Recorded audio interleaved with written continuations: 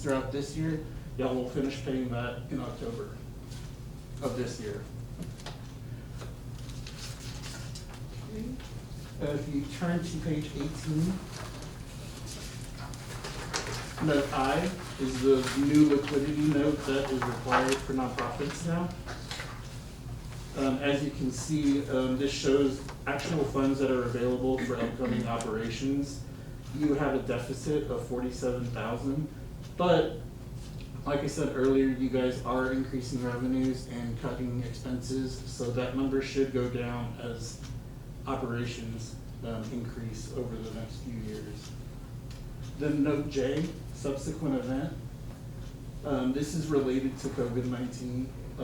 The AICPA suggested that across the board, all nonprofits put this note in the financial statements, kind of just saying that operations for the upcoming year are kind of uncertain at these times.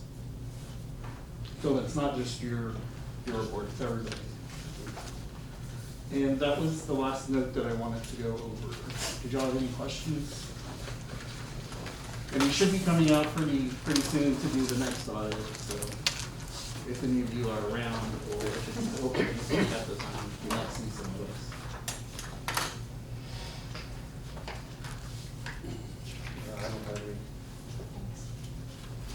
If you guys look deeper into it and you do have questions, you can get with Samuel or Norma, and they can shoot us an email and we can get back to you guys.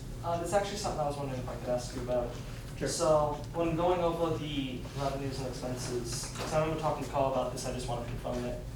I know the total operating expenses, I'm looking at page 10 and 11.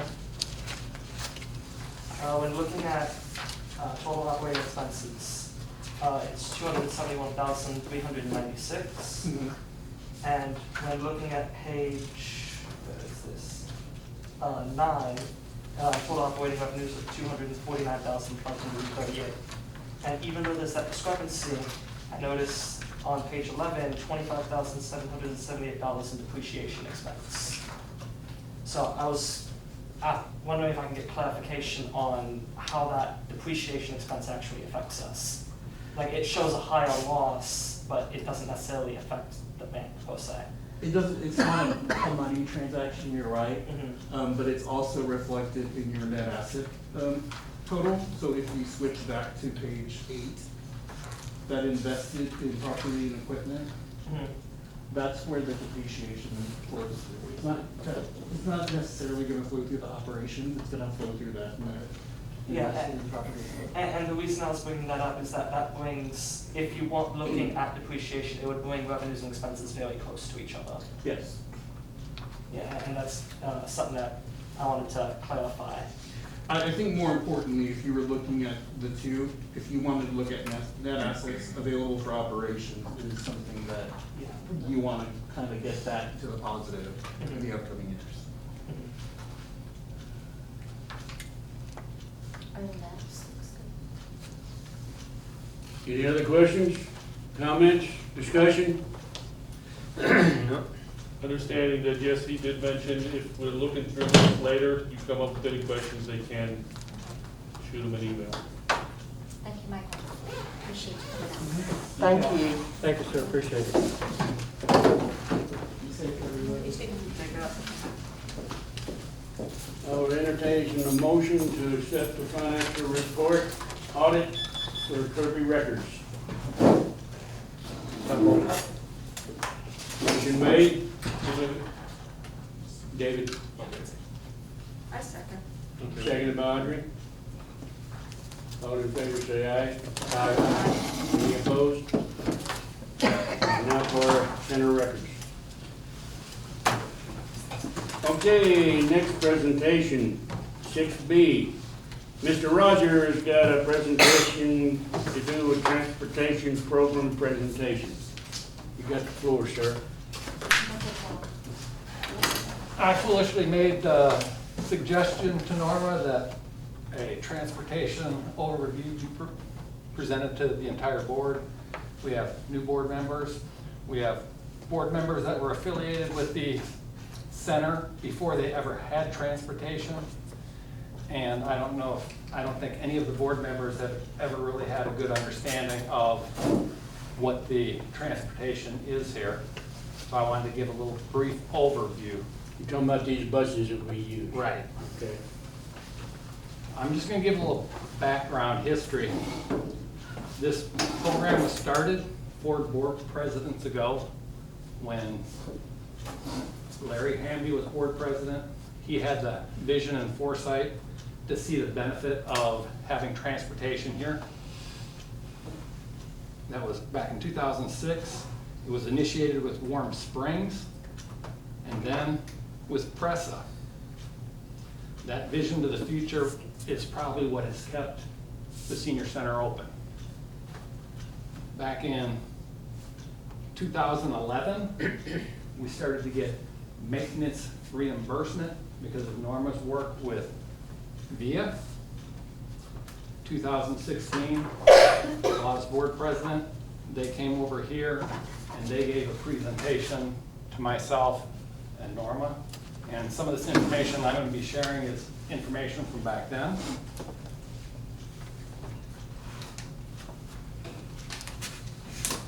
In 2018, that's when the 2 VIA buses were, the 5310 were funded. There is one that was funded way back in 2013. That's the one that's going to be paid off, I believe, in October. Yes. Okay, importance to VIA. We took on, VIA, we're partnering with them and Pressa. VIA's main function is transportation. Through VIA Trans, they're providing transportation to primarily handicapped individuals. Well, the majority of the individuals that have the handicap stickers are seniors. I was a driver, I gave rides to some kids, some young adults, but I would say 70 to 80% were seniors. It's important to VIA because this program reaches areas outside of the VIA operating area, and it covers the entirety of Bear County. When I was, let me get to the presentation. I want a definition of something you said, is all. Okay. Steamers, what is that? What's that? Yeah, what is it? What's what? Steamers? Steamers, you were saying? Is that the word you were saying? Seniors. Seniors. Oh, seniors, oh, all right. Those hard of hearing people? Okay. Mr. Junior, if you would please replace the batteries, thank you.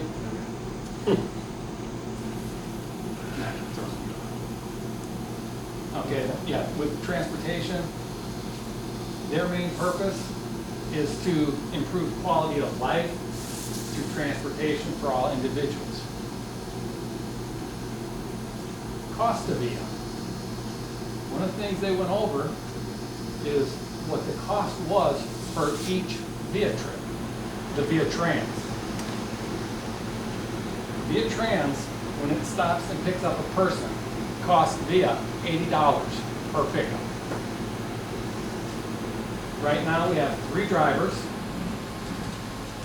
On average, they do about 7 trips a day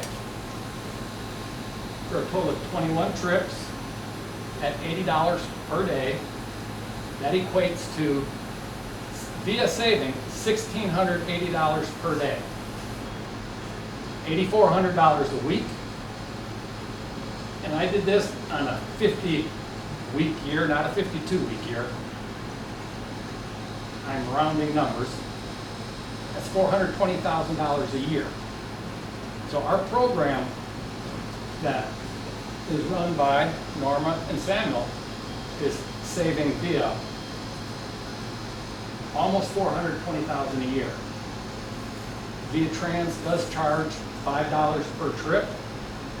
That equates to $26,200 that they actually receive in revenue. The rest of VIA Trans is subsidized through TxDOT. You can see that amount is quite a high amount. It's way more than what we're receiving through VIA Trans. That's why they well, as Samuel has gone through the contract, he's been able to better optimize the contracts.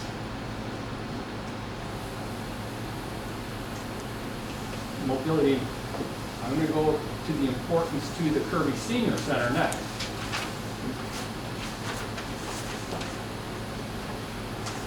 First, it funds mobility management. Mobility management is Samuel and Norma. It pays 80% of their salaries. So the senior center is only paying 20% of the salaries. It allows us to expand services. We're scheduled to get from what I understand, another one of the buses, a 5310, and hopefully next year they may get another bus and replace the van.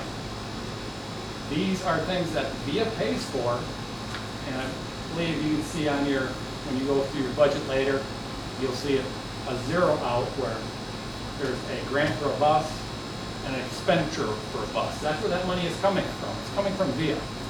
It's worth it to them to fund a bus, because if we're doing that number of trips for them, it's actually cost savings in the long run for them.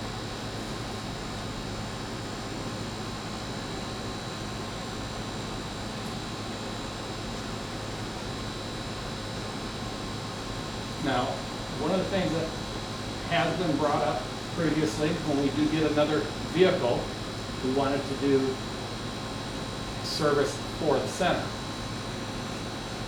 That by itself, if we picked up 4 seniors a day for VIA Trans, that would equate to 8 trips.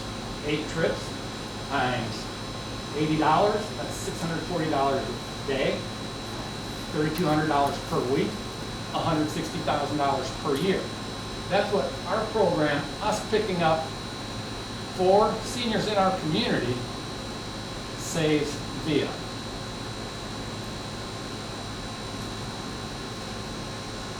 And this, right now, they're trying to get a 4th bus on the road. Getting a 4th bus would consist of basically another $130,000 that it saves VIA. The PRESA contract is the other contract